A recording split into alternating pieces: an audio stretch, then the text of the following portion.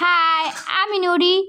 আজকে আমি বানাবো মুরগির মাংসের পাখনা, ঠ্যাং, কলিজা, গিলা মাংস আর চামড়া দিয়া বাঁধাকপি দিয়ে একটা রেসিপি। কড়া লেভেলের মজাদার একটা খাবার।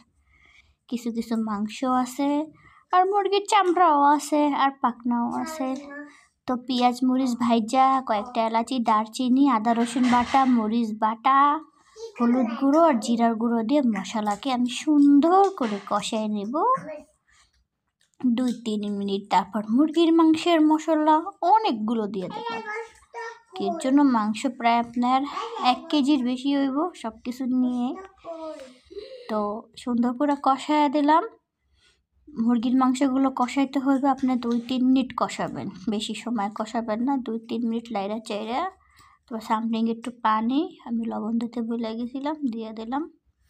তারপরে দেখছেন মাংসটা কত সুন্দর অটোমেটিক পানি ছেড়ে দিছে। এবার ভাজা ভাজা করার পরে তারপরে দিয়ে দিছি বাঁধাকপি। মোটা করে কাটেন আর চিকন করে কাটেন, ভাই কাটেন তো, দিয়ে দেন তো।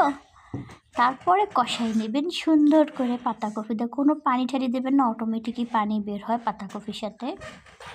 তারপরে কি দেখছেন কত মজাদার, কত সুন্দর একটা সেন্ট যে বেরোয়েছে। ভাজা ভাজা করবেন, আর কেউ যদি ভিজা ভিজা পছন্দ হয় তা করতে পারবেন। আমি একবারে ভাজা ভাজা করে নিয়েছি বাঁধাকপি আর মুরগির মাংসের চামড়া মাংস।